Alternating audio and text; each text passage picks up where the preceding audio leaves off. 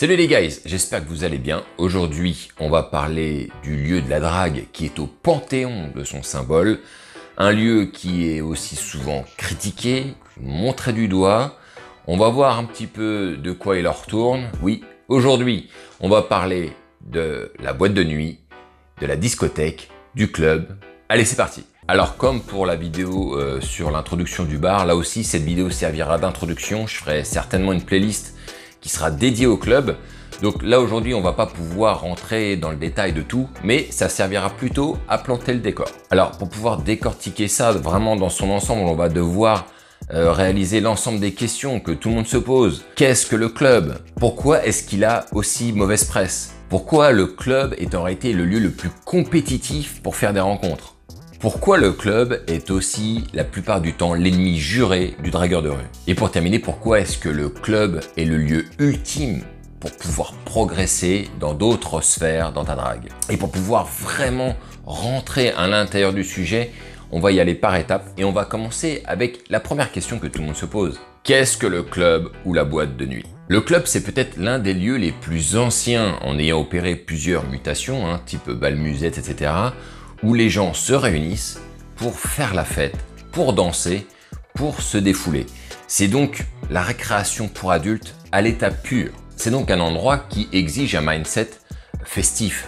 Si tu n'es pas dans ce genre de registre, ce sera déjà compliqué pour toi et tu verras que ça répondra à d'autres questions que je vais amener par la suite. Au premier regard, lorsque l'on rentre dans un club, la première chose qui frappe sans doute, c'est que c'est un peu le chaos généralisé. La musique peut être extrêmement forte au point même de ne pas pouvoir entendre une personne vous parler même à juste 20 cm. Mais c'est aussi l'endroit le plus favorable à la chope. Donc on va passer à la deuxième question, pourquoi est-ce que le club a aussi mauvaise presse? Alors d'abord, il faut quand même bien prendre en considération que le club a l'identité de l'endroit où l'on va que lorsque l'on est jeune. Je ne compte plus les personnes qui me disent « Non, mais moi je ne vais plus en boîte de nuit, j'ai passé l'âge ». Et dans la pensée généralisée, si tu fais un petit sondage autour de toi, tu te rendras compte que lorsque tu dépasses les 30 ans et que tu expliques que tu vas toujours en club, ça va déjà commencer un petit peu à coincer. Et je ne t'explique même pas leur réaction si tu leur annonces que tu vas à 40 ou 50 ans. C'est donc étiqueté spécifiquement aux jeunes. C'est absurde, bien évidemment. Je vais te donner un petit exemple.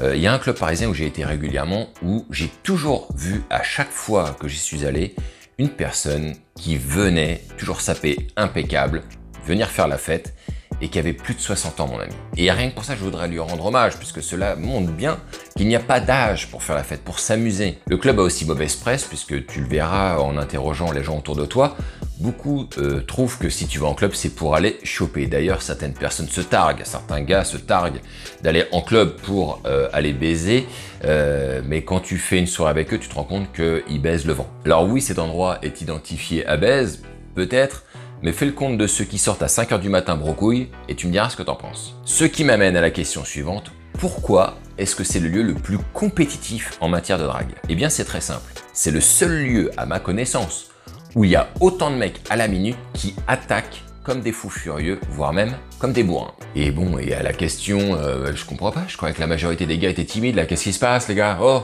pourquoi ils y vont comme ça? Doucement les gars, c'est très simple.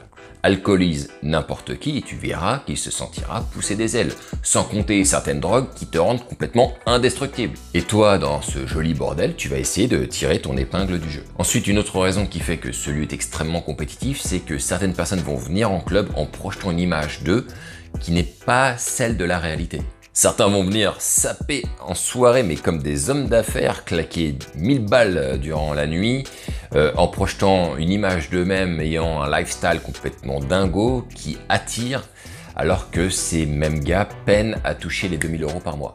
J'en connais et j'en ai vu. C'est tout cet ensemble, et encore il y en a d'autres, qui rendent le lieu extrêmement challengeant et compétitif. Maintenant, je vais répondre à la question qui est que pourquoi est-ce que le club est la plupart du temps l'ennemi juré du dragueur de rue? Pour une première raison simple, c'est que lorsque tu te mets à la drague de rue et que tu commences à réaliser de belles interactions, que tu fais des beaux rendez-vous et que tu matérialises tes rencontres, tu penses que tu es au-dessus du peloton des hommes en matière de drague, ce qui n'est pas tout à fait faux. La première grosse gifle que tu vas te prendre, c'est lorsque tu rentres en club et que tu observes un petit peu, tu vas te rendre compte qu'il y a des mecs beaucoup plus forts que toi en club, qui ont un gros taux de réussite et qui sert beaucoup plus de nanas que toi à l'année, alors qu'ils ne font jamais de drague de rue.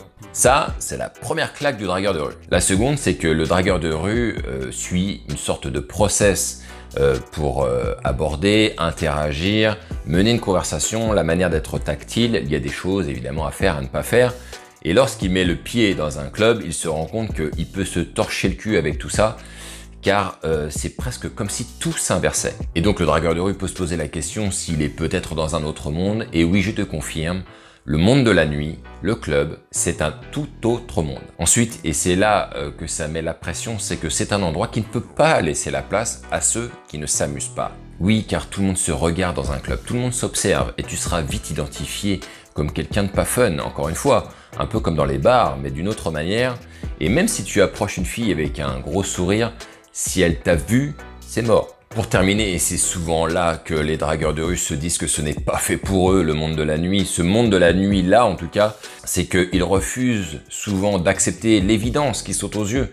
C'est que ici, dans cet endroit particulièrement, le moyen de communication numéro 1 est le langage non verbal. Et cela passe beaucoup par la danse et par l'invitation à la danse. Si tu n'acceptes pas ça, tu passeras à côté de beaucoup d'opportunités et tu vas probablement passer de très mauvaises soirées. Maintenant, on va terminer par le sujet qui passionne les foules. Pourquoi est-ce que c'est le lieu ultime pour progresser dans la drague?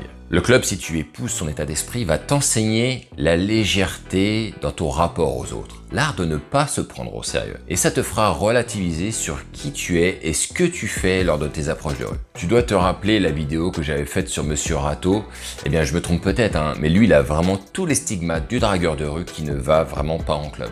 Ensuite, le club va te doter d'une approche tactile différente de ce que tu pensais auparavant et t'aidera dans ton contact avec les filles. Pour terminer, le club va te fournir une nouvelle palette d'outils qui, alliée à la drague traditionnelle, va te rendre beaucoup plus détendu et te transformera en machine de guerre. Mais ce coup-ci, je veux dire, vraiment et total.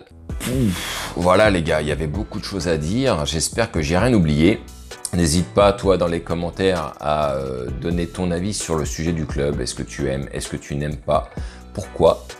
Pourquoi tu aimes, pourquoi tu n'aimes pas. Voilà. Comme je vous l'ai dit, ce sera certainement inséré dans une playlist spécifique au club et à la boîte de nuit, à la discothèque. Sur ce, les gars, je vous dis à la prochaine et vive le game.